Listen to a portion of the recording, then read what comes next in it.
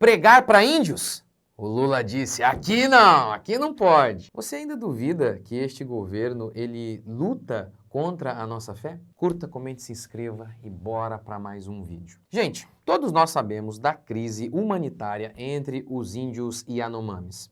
E o que o Lula está fazendo para conter a crise? Proibindo a pregação de Jesus para os índios. Veja esta matéria de A Gazeta do Povo. O governo do presidente Lula publicou uma portaria nesta quarta-feira com uma série de restrições de acesso à terra indígena Yanomami durante o período de vigência da emergência em saúde pública de importância nacional. A portaria foi assinada pela Fundação Nacional dos Povos Indígenas, a FUNAI, e a Secretaria Especial de Saúde Indígena, SESAI, do Ministério da Saúde. É terminantemente proibido o exercício, ó, tá vendo, ó? É terminantemente proibido o exercício de quaisquer atividades religiosas junto aos povos indígenas, bem como o uso de roupas com imagens ou expressões religiosas, prevê a portaria. Na matéria de A Gazeta, o professor de Direito Constitucional André Oliano disse o seguinte: a portaria viola tanto a liberdade religiosa como a autonomia cultural indígena e poderia ser enquadrada como crime na lei contra o racismo, que prevê pena para quem praticar discriminação por religião, diz o especialista. O doutor acertadamente disse que o governo comete crime contra os religiosos e contra os indígenas. Comecemos pelo crime cometido contra os religiosos. No final das contas é contra nós, né, cristãos? A gente sabe. Que se for lá alguém lá pregando sobre Exu, não vai haverá problema. É pregar sobre Jesus que é o problema, a gente sabe disso. Então vamos lá. Comecemos pelo crime contra nós, os cristãos, os religiosos. Faz parte da liberdade de expressão religiosa o direito de fazer proselitismo religioso, ou seja, é direito de cada religião neste país tentar fazer novos adeptos. É direito de cada religião neste país pregar a quem ela quiser e tentar converter a sua religião quem ela quiser. Cada pessoa que professa qualquer religião neste país tem o direito de pregar sobre a sua religião a qualquer um. Quem decide se vai ouvir ou não é o povo. O povo que diz, não, eu não quero ouvir você pregar naquilo, sai daqui, vaza daqui. É o povo que tem que decidir, não o governo. Lembra? Eu acabei de fazer um vídeo aqui sobre isso no meu canal.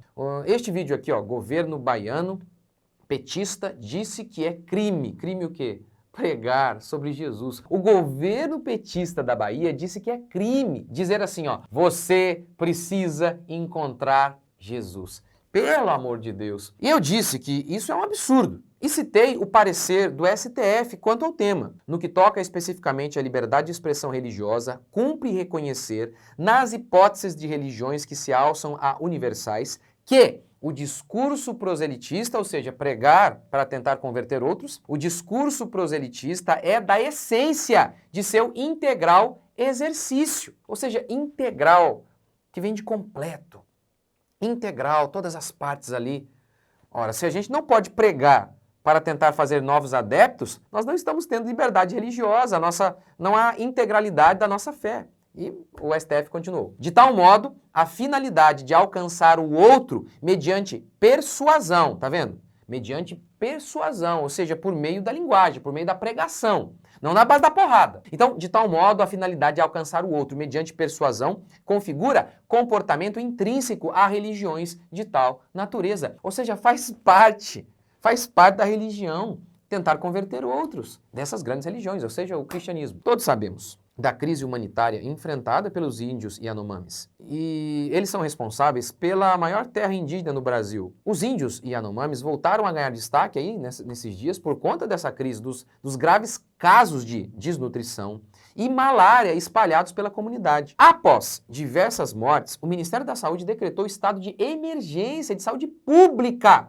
Pública? Que coisa, lá em Roraima. Agora, eu pergunto, como parar de ouvir pregação sobre Jesus vai resolver o problema da fome e das doenças a que os índios estão submetidos? A cura para a fome e para as doenças é não ouvir pregação sobre Jesus? É um preconceito absurdo contra a religião. Como se o Estado, sabe, tivesse que proteger os índios dessa praga chamada religião. Não negamos que há líderes religiosos inescrupulosos, mas eles nem proibiram, né, os falsos líderes, o que já seria um absurdo também. Afinal, os índios é que deveriam ser livres para decidir quem é falso e quem não é. Mas não, proibiu qualquer religião. Os cristãos, vai. Pô, pastor, o texto proíbe religiões, não proíbe apenas cristãos. Ora, mas lembra do Genuíno, o líder do PT? Eu fiz um vídeo aqui sobre isso também. Lembra? Ele falava sobre como tratar desse problema chamado igreja, chamado cristãos. E ele disse assim, temos que tratar o problema de forma mais ampla, senão vamos dizer que estamos perseguindo os cristãos. Então a ideia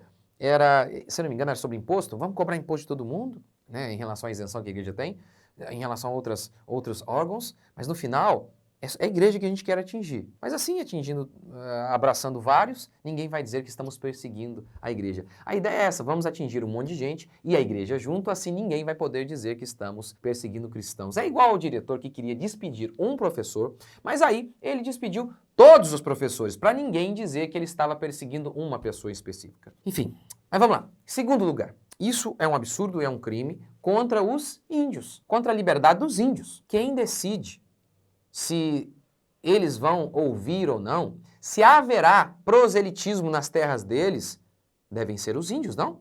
Eles não são livres para escolher isso? Ou seja, o governo trata os índios como se fosse uma babá. Lembra do livro 1984? Por sinal, tem uma resenha aqui ótima sobre esse livro e tem esse livro na minha livraria. Então, lembra do livro 1984, em que o Estado é retratado pelo grande irmão, George Orwell? Descreve de maneira fabulosa a sociedade socialista, que é uma sociedade totalitária, ditatorial. E aí o Estado é o grande irmão. Por que grande irmão? Porque o Estado, ele tira todas as liberdades do povo, mas como ele é o grande irmão, ele não está tirando a liberdade, ele está nos protegendo. Ele nos ama, ele é a nossa família. Ele nos ama, ele ama os índios. O Lula é o grande irmão, que está protegendo os pobres índios de serem contaminados por nós, os religiosos. E principalmente, em se tratando de ajuda humanitária, ninguém ajuda mais do que a igreja. É verdade que tem pastores pilantras, pastores e padres? Sim, mas eu acredito que o número de gente honesta é muito maior. Eu sempre cito aqui a minha cidade. Tem uns pastores picaretas aqui, com certeza, como tem em qualquer lugar, em qualquer profissão. Mas a maioria deles, eles pagam para trabalhar. Como eles podem ser desonestos? Você pode até acusá-los de, eu não concordo com isso aqui, eles são ignorantes, esse cara aqui fala uma besteira, beleza. Mas a maioria paga para trabalhar. Clínica de recuperação, creche, hospitais sustentados por igrejas. Então, sabe, é um negócio assim que não faz sentido nenhum, né?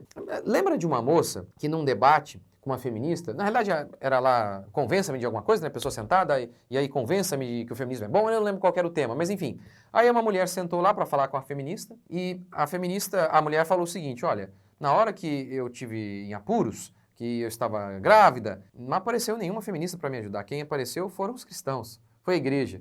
Então assim, lembra também, acho que o Emílio, do Pânico, que disse que, no final, políticos não ajudam ninguém. Quem ajuda mesmo acaba sendo a igreja que acaba ajudando. Enfim, no final, gente, tudo isso é o que a Bíblia sempre nos advertiu, que a igreja será perseguida. Mas com a graça de Deus, vamos continuar firmes. E devemos nos lembrar, a igreja ficou muito tempo fora do debate político, achando que isso não era uma atitude espiritual. E aqui eu não estou falando, sabe, de receber benefícios, levar um político na igreja. Eu não estou falando sobre isso.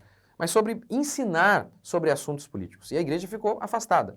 Não estou falando então de fazer politicagem. E a igreja ficou afastada desse debate, desse cenário. Isso é errado. Mas também a gente deve se lembrar que é errado essa ideia de que um político possa salvar. De que no fim, a gente tem que se lembrar de que as armas da nossa milícia não são carnais.